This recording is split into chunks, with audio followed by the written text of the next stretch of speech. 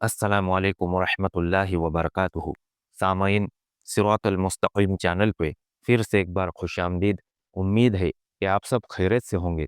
आपसे गुजारिश है कि अगर आप इस चैनल पे नए हैं तो चैनल को सब्सक्राइब करें, ऑडियो को लाइक करें, ज़्यादा से ज़्यादा शेयर करें और बेल आइकॉन पे क्लिक करें ताकि आपको नए ऑडियो की नोटिफिकेशन मिलती रहे। अल्लाह आपको बेहतरीन बदला दे। बिस्मिल्लाहिर्रहमानिर्रहीम। ओ बदबख्तो, यज़दगर्द ने गुस्से और हकारत से कहा, मैंने दुनिया में तुमसे ज्यादा बदबख्त और खस्ता हाल कौम कोई नहीं देखी। क्या वो वक्त भूल गए हो जब कभी तुम सरकशी करते थे तो हम सरहदी बस्तियों के लोगों को कह देते थे और वह तुम्हें मार पीट कर तुम्हारा दिमाग दुरुस्त कर दिया करते थे। फारस की तरफ से तुम पर कभी फौज कशी नहीं हुई। इस वजह से शायद तुम इस खुशफहमी में मुब्तला हो गए हो कि तुम फारस पर फतह पालोगे। तुम अगर बहुत ही ज्यादा तादाद में आ गए तो भी हमारा कुछ नहीं बिगाड़ सकोगे। इस तरह अहमकों की तरह अकड़ना छोड़ दो। हाँ, अगर तुम्हारे मुल्क में कहत पड़ गया है या तुम लोग मुफलिसी से तंग आकर इधर को आ गए हो तो हम तुम्हारे खाने पीने का बंदोबस्त कर देंगे और हम उस वक्त तक तुम्हें अनाज वगैरह देते रहेंगे जब तक तुम अपना अनाज पैदा करने के काबिल नहीं हो जाते। हम तुम्हारे सरदारों को अच्छे कपड़े पहनाएंगे और तुम पर ऐसे शख्स को बादशाह मुकर्रर कर देंगे जो तुम्हारी जरूरियात पूरी करता रहेगा और तुम्हारे साथ मुशफ़िक़ाना बर्ताव रखेगा। यज़दगर्द के यह अल्फाज तारीख में महफूज है। मुसलमानों का वफ्द खानो खामोशी से सुनता रहा, लेकिन मुगीरा रज़ी अल्लाह अन्हु बर्दाश्त न कर सके, उठ खड़े हुए। ओ बादशाह, मुगीरा रज़ी अल्लाह अन्हु ने कहा, बादशाहत के गुरूर को दिमाग से निकाल और यह देख कि यह सब अरब के सरदार, शुरफा और मुअज्जिन है। मुअज्जज की इज्जत वही करता है जिसकी अपनी कुछ इज्जत हो। उन्होंने अभी तुझे सारी बातें नहीं कही। मुझसे बात कर, मैं तुझे जवाब देता हूँ। तू ठीक कहता है कि हम खस्ता हाल थे। हाँ, हम खस्ता हाल थे और अब भी वैसे ही है। लेकिन इस्लाम ने हमें जो दौलत दी है वो तू नहीं समझता। वो समझने की कोशिश कर। सुन ले, इस्लाम कबूल कर ले या जिजिया दे या फिर जंग के लिए तैयार हो जा। फिर देखना खस्ता हाल कौन है। अगर येल्चियों और कासिदों का कत्ल दरबारी उसूल के खिलाफ न होता तो तुम में से कोई भी यहां से जिंदा वापस न जाता। यज़दगत ने गजबनाक लहजे में कहा, जाओ, यहां से चले जाओ। नहीं, जरा ठहरो, मैं तुम्हें खाली हाथ नहीं भेजूंगा। उसने हुक्म दिया, एक टोकरा मिट्टी से भरकर लाया जाए और टोकरा इनमें से उस शख्स के सर पर रख दिया जाए जो अपने आप को सबसे ज्यादा मुअज्जज समझता है और फिर इन सब को हाँक कर मदाइन से निकाल दिया जाए। वह वफ्द से मुखातब हुआ, तुम्हारा जो कोई सरदार या सालार है तो उसे कह देना कि तुम्हारा दिमाग दुरुस्त करने के लिए मैं रुस्तम को भेज रहा हूँ। वह तुम्हें कादसिया के मैदान में दफन कर देगा। फिर मैं रुस्तम को अरब भेजूंगा। फिर तुम्हारे होश ऐसे ठिकाने आएंगे कि इराक को भूल जाओगे। मिट्टी का भरा टोकरा दरबार में आ गया। तुम में सबसे ज्यादा मुअज्जज कौन है? यज़दगर्द ने वफ्द से पूछा। आसिम बिन अम्र यह सोचकर आगे हो गया कि यह बदबख्त बादशाह किसी बुजुर्ग सहाबी के सर पर टोकरा रखवा देगा। मैं हूं सबसे ज्यादा मुअज्जज, आसिम बिन अम्र ने कहा। टोकरा मेरे सर पर रखो। टोकरा आसिम के सर पर रख दिया गया। दरबार में कहकहा बुलंद हुआ। वफ्द दरबार से निकल आया। सब घोड़ों पर सवार हुए। आसिम ने मिट्टी आसिम ने मिट्टी का टोकरा घोड़े पर अपने आगे रखा और मदाइन से निकल आए। जब वफ्द साद बिन अबी वक्कास रज़ियल्लाहु अन्हु के पास पहुंचा तो आसिम बिन अम्र ने मिट्टी का टोकरा उनके आगे रख दिया। सालार मोहतरम, आसिम ने कहा, फतह मुबारक हो। फारस के बादशाह ने अपनी जमीन खुद ही हमें तोहफे के तौर पर दे दी है। एक तरफ अल्लाह के सच्चे दीन के पैगंबर थे और वह बनी नौ इंसान को बातिल से निजात दिलाकर राह हक पर डालने के लिए घरों से निकले थे। दूसरी तरफ बातिल के पुजारी थे जो आग की परस्तिश करते और सूरज को खुदा मानते थे। इधर वह मर्दाने हूर थे जो सारी दुनिया पर अल्लाह की हुक्मरानी कायम करने का अज़्म लेकर निकले और इस अज़्म पर जानों को नजराने दे रहे थे। उधर हौसे तख्त व ताज थी और यह हवस उन्हें एक दूसरे का दुश्मन बनाए हुए थी। इधर जज्बों का जुनून था, उधर जंगी ताकत का घमंड था। मुश्किल तो यही आ पड़ी थी कि जंगी ताकत बातिल के पास थी और उनके मुकाबले में अल्लाह वाले निहत्थे से लगते थे। उस वक्त तक फारस की 1,20,000 नफरी की फौज तैयार कर चुके थे और मुसलमानों के लश्कर की तादाद 40,000 पूरी नहीं थी। फारसियों के पास घुड़सवार दस्ते ज्यादा थे और उनके पास हाथी भी थे। रुस्तम साबात पहुंच चुका था। यज़दगर्द महल के एक कमरे में बैठा था। उसके चेहरे पर ऐसा तासुर था जैसे वह किसी परेशान कुछ मसले में उलझा हुआ हो। उसकी मां नूरैन उसी कमरे में बैठी उसे देख रही थी। यज़दगर्द तो जैसे अपनी मां की मौजूदगी से बेखबर था। यज़दी बेटा, मां से रहा न गया। बेटे से पूछा, क्या सोच रहे हो? तुम जानती हो मां, यज़दगर्द ने कहा, तुम जानती हो मैं क्या सोच रहा हूं। इस जिम्मेदारी के सिवा और मैं सोच ही क्या सकता हूं जो मेरे कंधों पर डाल दी गई है। मैं तो रातों को भी सो नहीं सकता। फारस की सल्तनत खतरे में है। क्या अपने पास फौज थोड़ी है बेटा? नूरेन ने कहा, मैंने सुना है अरबों की फौज बहुत थोड़ी है। तुम अपने आप को इतना परेशान न रखा करो। अरबों की फौज बुवैब में भी थोड़ी ही थी, यज़दगर्द ने कहा, बल्कि बहुत ही थोड़ी थी और हमारी फौज की तादाद इतनी ज्यादा थी कि मैदान में समा नहीं सकती थी। लेकिन अरबों की जरा जितनी फौज ने हमारे इतने बड़े लश्कर को इस तरह काटा कि वही चंद एक फौजी जिंदा रहे जिन्हें भाग निकलने का मौका मिल गया था। बात यह है माँ, अरब के मुसलमान जाने कुर्बान करने के लिए लड़ते हैं और हमारे फौजी जाने बचाने के लिए लड़ते हैं। लेकिन यज़दी, नूरेन ने कहा, तुम अकेले क्या कर सकते हो? मैं तुम्हें जिंदा व सलामत देखना चाहती हूँ। फौज हार गई तो इसमें तुम्हारा क्या कसूर होगा? मेरी प्यारी माँ, यज़दगर्द ने कहा, जिस तरह तुम्हें मुझसे प्यार है, इस तरह मुझे अपने वतन से प्यार है। मत भूलो माँ, यह मेरे बाप किसरा परवेज की सल्तनत है। यह मेरा वर्षा है, यह तुम्हारा वर्षा है। इसकी खातिर मेरे बाप को कत्ल किया गया था। ये भी सोचो कि मुझे लोग लाए हैं। अगर कोई मुझे यकीन दिला दे कि मैं अगर जान दे दूं तो सल्तनत फारस हमेशा कायम व दायम रहेगी, तो मैं अभी जान दे दूंगा। ऐसी बातें न कर यज़दी, माँ ने तड़प कर कहा, मैं पूरी सल्तनत तुम्हारी जान पर कुर्बान कर दूं बेटा। मेरी बात सुन लो माँ, यज़दगर्द ने कहा, अगर मुझे जिंदा रखना था तो मुझे छुपाकर ही रखती। मैं तुम्हारे पिंजरे में गुमनाम पड़ा रहता। मुझे मैदान में ले आई हो तो मर्दों की तरह मुझे अपना फर्ज अदा करने दो। मैं मर गया तो क्या हो जाएगा? फारस की हजारहा माएँ रो रही है। मुझे अपने प्यार की जंजीरों में न जकड़ो माँ। मैं साबात जा रहा हूँ। 2 दिन 2-3 दिनों तक चला जाऊंगा। तुम जाकर क्या करोगे बेटा?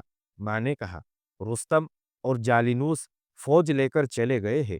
पता चला है कि अरबी मुसलमान करीब आ गए हैं। वहां लड़ाई होगी। मैं लड़ने के लिए नहीं जा रहा माँ, यज़दगर्द ने झुंझलाकर कहा। मैं रुस्तम और जालिनूस के पीछे जा रहा हूँ। मुझे रुस्तम की नीयत ठीक मालूम नहीं होती। वो लड़ाई को टाल रहा है। इल्म नुजूम ने उसे बुज़दिल बना दिया है। वह दावा करता है कि आने वाले वक्त को देख सकता है। मैं उसके सर पर मौजूद रहूंगा तो वो कोई हरकत और जंगी कार्रवाई करेगा।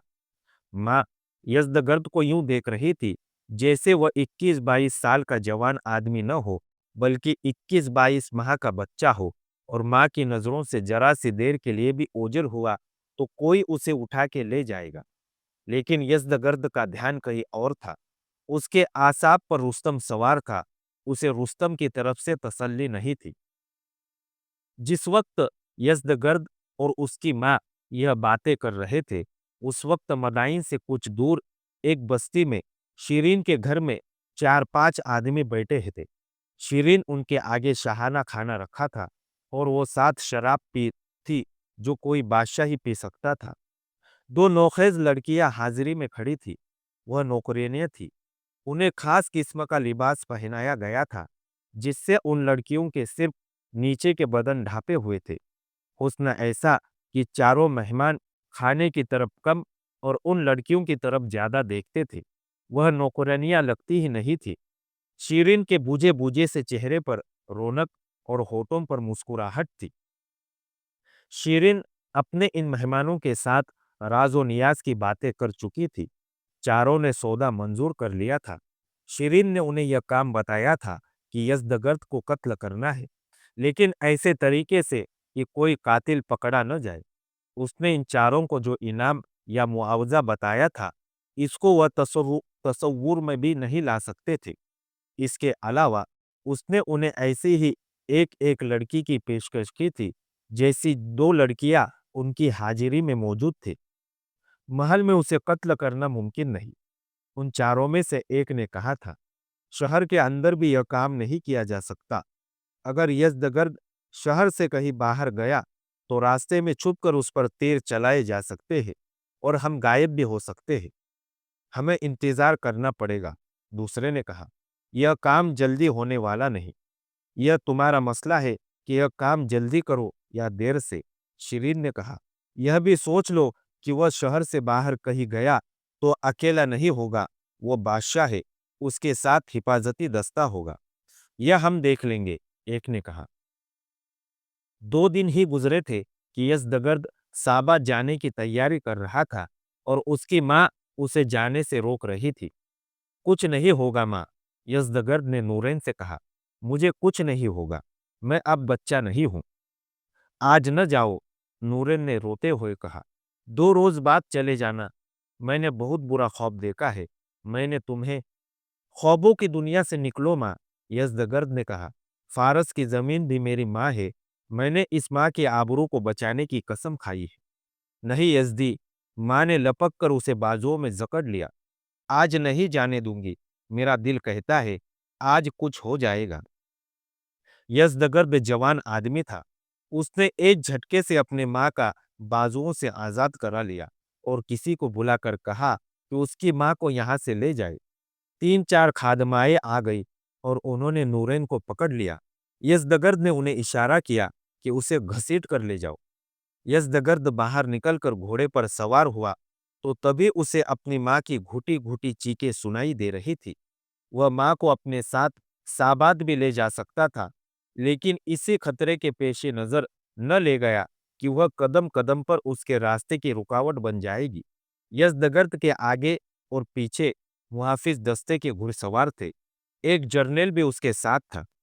वह जब शहर से निकलकर कुछ दूर चला गया, तो महल में उसकी माँ आहोजारी करते-करते नीम जा हो गई थी। मुझे शहर पनाह तक पहुंचा दो, नूरैन ने इल्तिजा की। मैं अपने यज़दी को जाते हुए देखना चाहती हूँ। उसे शहर की दीवार पर ले गए। उसने देखा, उसके बेटे का फौजी काफिला बहुत दूर जा रहा था। उसके आंसू बह रहे थे। यह तो सब जानते थे कि नूरैन अपने बेटे के मुताल्लिक बहुत हसास है और उसे अपनी नज़रों से ओझल नहीं होने देती। लेकिन उस रोज उसकी जज्बाती हालत उसके अपने काबू में नहीं आ रही थी और वह खुद दूसरों के हाथों से निकली जा रही थी। वह माँ थी, उसकी रूह अपने इस इकलौते और यतीम बेटे में थी। माँ को तो जैसे इशारा मिल गया था कि उसका बेटा किसी खतरे में जा रहा है और वह खैरियत से वापस नहीं आएगा। यह इशारा बेबुनियाद नहीं था।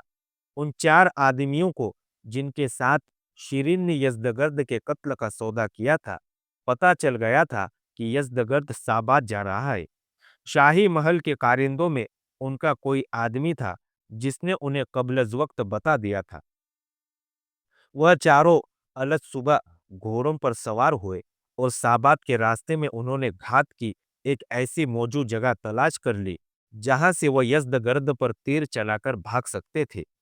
यह एक खासी ऊंची टेकड़ी थी, जो ऊंची घास, घनी झाड़ियों और दरख्तों से ढकी हुई थी। इसके दामन में चश्मा था, जिसने छोटी सी झील की सूरत इख्तियार कर रखी थी। इसके सामने वाले किनारे के साथ-साथ साबात की तरफ जाने वाला रास्ता गुजरता था। टिकरी के पीछे पहाड़ी थी।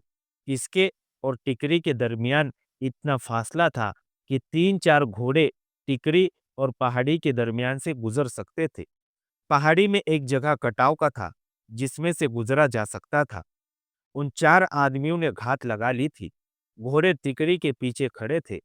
किराए के इन 4 कातिलों में से 2 के पास कमानें थी। वह एक सी जगह बैठ गए जहां से वह अच्छी तरह सामने देख सकते थे और उधर से वह किसी को नजर नहीं आते थे। उनके उस्ताद ने उन्हें बताया था कि यज़्दगर्द पर बैक वक्त 2 तीर चलाना और कमानों से तीर निकलते ही टिकरी के पीछे उतर जाना, घोड़ों पर सवार होना और घोड़े दौड़ाकर पीछे वाली पहाड़ी के कटाव में निकल जाना। उस तजुर्बेकार आदमी ने कहा था कि यज़्दगर्द को तीर लगेंगे तो उसके साथी और मुहाफिज बौखला जाएंगे। कुछ देर के लिए सबकी तवज्जो यज़्दगर्द पर मरकूज हो जाएगी। ताक़ुब का ख्याल उन्हें थोड़ी देर के बाद आएगा। इतने वक्त में तुम दूर पहुंच चुके होगे। यह चारों यज़्दगर्द से बहुत पहले मदाइन से निकल आए और उन्होंने रफ्तार भी तेज रखी थी, इसलिए उन्हें यज़्दगर्द का खासा ज्यादा इंतजार करना पड़ा। आखिर उनका शिकार उन्हें आता दिखाई देने लगा। जब यह काफिला चश्मे के करीब आया तो यज़्दगर्द ने हुक्म दिया कि जो लोग पानी पीना चाहे पी ले और घोड़ों को भी पानी पिला लिया जाए। काफिला रुक गया और सब घोड़ों से उतर आए। यज़्दगर्द की माँ मदाइन में तड़प रही थी। उसकी खादमाए उसे बहला बहला कर थक गई तो उन्होंने 2-3 जर्नेलों की बीवियों को इत्तिला दी। वह दौड़ी गई और यज़्दगर्द की माँ को तसल्लियाँ देने लगी, लेकिन माँ पर तो जैसे नज़ा का आलम तारी हो गया था। वह इकलौता और यतीम बेटा, जिसके लिए माँ तड़प तड़प कर बेहाल होती जा रही थी, वो बैक वक्त 2 तीर अंदाजों की शिस्त में आ गया था। वह घोड़ों से उतरकर चश्मे के किनारे खड़ा हो गया था। चश्मे का पानी इतना शफ़ाफ़ था कि झील की तह भी दिखाई दे रही थी। तीर अंदाजों ने कमानों में तीर डाल लिए थे और कमानें खींच रही थी। यज़्दगर्द ने उस तरफ देखा। उसे कुदरत का यह हुस्न अच्छा लगा होगा। उसे कोई बताने वाला न था कि यह मौत का हुस्न है और उसकी जिंदगी 1-2 लम्हे की रह गई है। इन 1-2 लम्हों में एक कमान की पंख सुनाई दी। कमान से तीर निकला, लेकिन उस तीर का रुख यज़्दगर्द की तरफ नहीं, बल्कि उन दोनों तीर अंदाजों में से एक की तरफ था। वह तीर अंदाज यज़्दगर्द को शिस्त में ले चुका था, लेकिन यज़्दगर्द वहां से हटकर चल पड़ा। कमान से निकला हुआ तीर तीर अंदाज के पहलू की तरफ से आ रहा था। तीर एक तरफ से उसकी शहरग में दाखिल हुआ और आधी लंबाई तक दूसरी तरफ निकलकर वहीं रुक गया। तीर अंदाज के हलक से खर्राटा निकला और उसके हाथ से कमान गिर पड़ी। तीर जो उसने कमान में डाला था वो भी हाथ से छूट गया। दूसरे तीर अंदाज ने अपने साथी को देखा तो उसने कमान नीचे की और वहां से भाग उठा। उसके 2 और साथी टिकरी के नीचे खड़े थे। वो समझे कि उनके तीर अंदाज अपना काम कर आए हैं। वह कूदकर घोड़ों पर सवार हुए और एड़ लगा दी। जरा सी देर में वह पिछली पहाड़ी में से गुजर गए। उन घोड़ों के टाप यज़्दगर्द और उसके काफिले ने सुने और कान खड़े किए। फिर टाप दूर निकल गए। तीसरा घुड़सवार भी भाग गया। चौथा टिकरी के ऊपर ही पड़ा रह गया। टिकरी के ऊपर ऊपर 2 आदमी ऊंची घास और झाड़ियों में छुपते तीर अंदाज तक पहुंचे। वह अब तड़प रहा था और उसकी शहरग से खून का फव्वारा जारी था। इन दोनों आदमियों ने तड़पते हुए तीर अंदाज को पांव से पकड़कर घसीटा और उस चश्मे की तरफ टिकरी से लुढ़का दिया। वह लुढ़कता हुआ चश्मे के किनारे जा रुका। यज़्दगर्द और काफिले वालों ने उसे देखा, फिर ऊपर देखा। वहां 2 आदमी खड़े थे। दोनों नीचे उतरे और यज़्दगर्द के सामने जा खड़े हुए। सारान, यज़्दगर्द ने उनमें से एक को पहचान कर पूछा, तुम यहाँ कैसे? यह क्या है? कौन है ये? सारान वो शख्स था जो यज़्दगर्द की मां नूरैन के पास गया और उसे बड़ी मुश्किल से कायल किया था कि वह यज़्दगर्द को मदाइन लाए, क्योंकि तमाम सरकर्दा लोग उसे तख्त पर बिठाना चाहते हैं। मां डरती थी कि फारस का तख्त अपने बहुत से वारिसों का खून पी चुका है और वह अपने बेटे को कत्ल नहीं कराना चाहती। सारान ने यज़्दगर्द की जान की हिफाजत की जिम्मेदारी अपने सर ली थी। यज़्दगर्द ने भी मां से कहा था कि अगर लोग चाहते हैं तो वह अपने बाप की सल्तनत की सलामती के लिए मदाइन जाएगा। तारीख जो कराइन पेश करती है, उनसे यह हकीकत सामने आती है कि नूरैन खुसरो परवेज की बीवियों में से एक थी, लेकिन यज़दगर्द सारान को एक आदमी के साथ मदाइन से दूर एक चश्मे पर देख रहा था और एक आदमी तीर शहरग में उतरता हुआ टिकरी से लुढ़कता हुआ नीचे आया था। सारान यज़दगर्द को अलग ले गया। फारस के बादशाहों के आगे तो लोग सजदे किया करते थे, लेकिन सारान फारस के इस बादशाह को यूं एक तरफ ले गया जैसे वह रियाया हो। तुम्हें याद होगा यज़दगर्द, सारान ने कहा, मैंने तुम्हारी माँ से वादा किया था कि तुम्हारे बेटे की हिफाजत का जिम्मेदार मैं हो जाऊंगा। आज तुम साबात के लिए रवाना हुए तो मेरे कान में किसी ने यह बात डाली, ये 4 घुड़सवार तुमसे पहले शहर से निकले हैं। यह इत्तिला देने वाला उन 4 घुड़सवारों को मशकूक समझता था। उसने यह भी बताया था कि यह 4 आदमी 2 कमाने और तरकश भी साथ ले गए हैं। शक मुझे भी हुआ।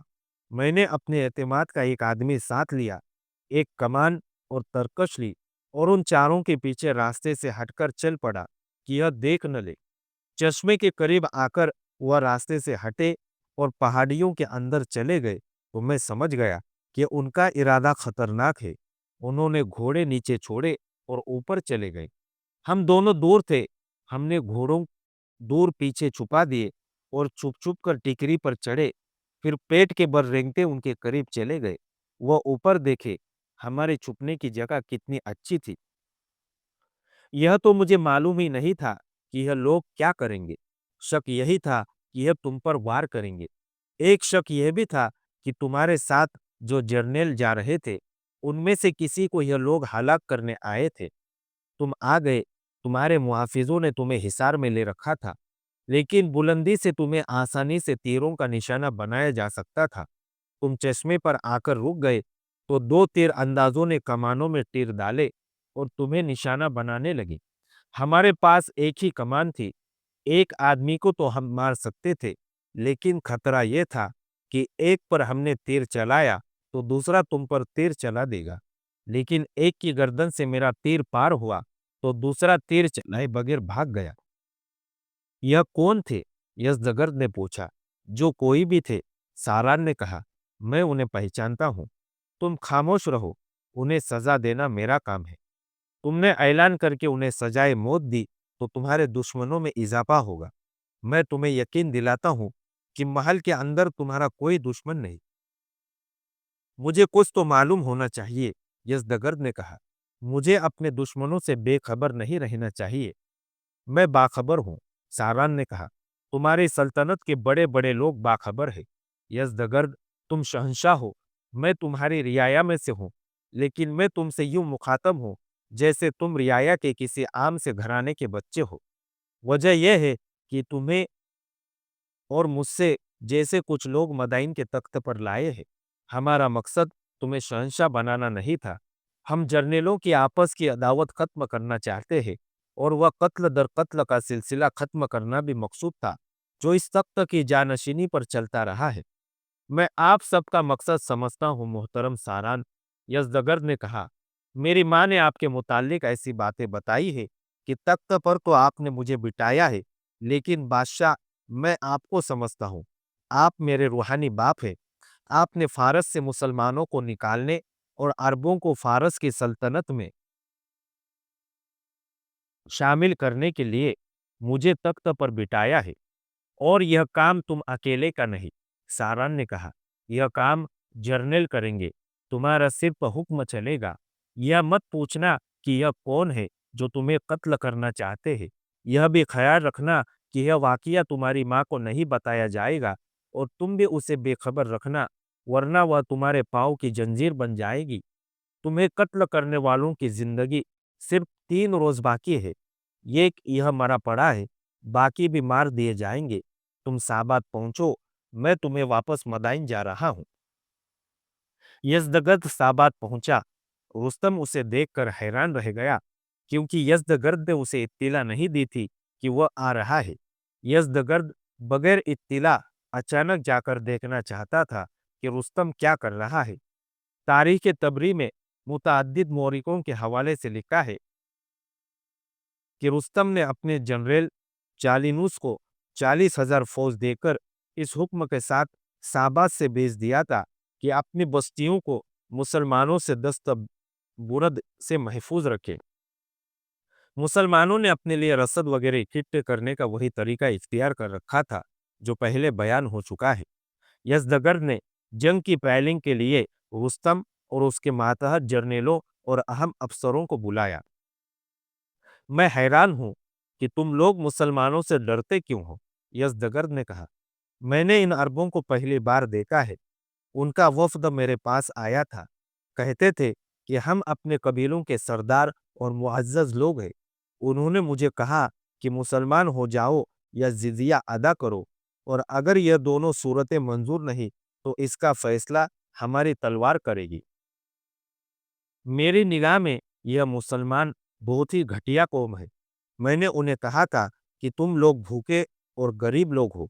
हम तुम्हें खाने को देंगे और तुम पर ऐसा बादशाह मुकर्रर करेंगे जो तुम्हारे साथ मेहरबानी से पेश आएगा।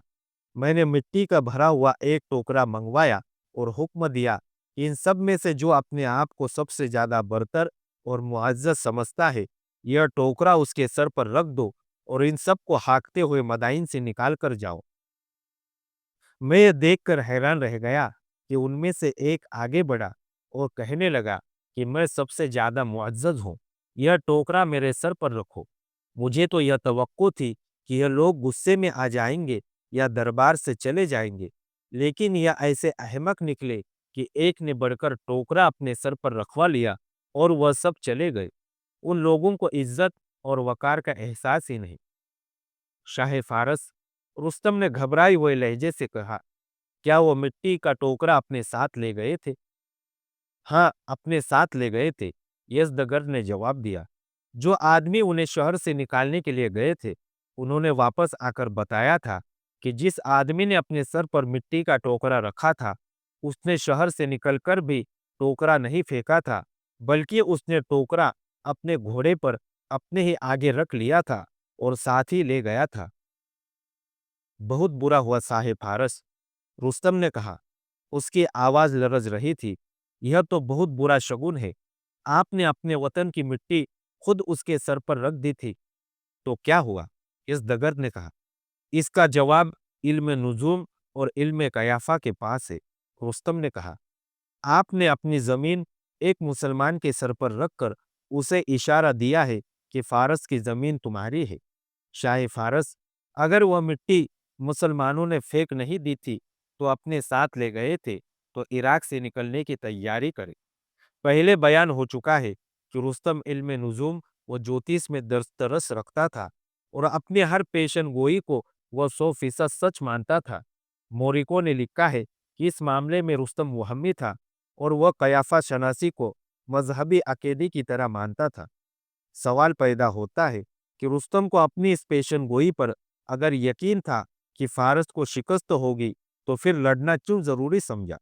मोहम्मद हसनैन हैकल ने लिखा है कि फारस के जर्नेल इल्म नुजूम पर भरोसा करते थे और रुस्तम तो इस इल्म का शहदाई था। इसके बावजूद वह मुसलमानों के खिलाफ लड़ने के लिए इसलिए तैयार हो गया था कि वह मगरूर और खुद पसंद था। इतना ज्यादा कि खुद जंग से मुंह मोड़ने में अपनी तौहीन समझता था। इसके साथ ही वह जंग को टाल भी रहा था। इससे जाहिर होता है कि रुस्तम अपनी मगरूर और मुतकब्बिराना और इल्म नुजूम व ज्योतिष में अपनी महारत के दरमियान भटक रहा था। इधर आसिम बिन अम्र ने अजराह मजाक या गालिबन तंजन अपने सिपह सालार साद बिन अबी वक्कास के आगे मिट्टी का टोकरा रखकर कहा था कि मुबारक हो, फारस के बादशाह ने अपनी जमीन खुद ही हमें तोहफे के तौर पर दे दी है। लेकिन रुस्तम ने फैसलतन कह दिया कि मिट्टी का टोकरा मदाइन से निकलकर मुसलमानों के सिपह सालार तक पहुंच जाना साफ इशारा है कि फारस की जमीन पर मुसलमानों का कब्जा हो जाएगा। आज के लिए इतना ही काफ़ी है। अगली दास्तान जानने के लिए हमारे साथ जुड़े रहिए और इस ऑडियो को ज़्यादा से ज़्यादा शेयर करना न भूलें। दुआओं की गुजारिश। अस्सलामु अलैकुम व रहमतुल्लाहि व बरकातुहू।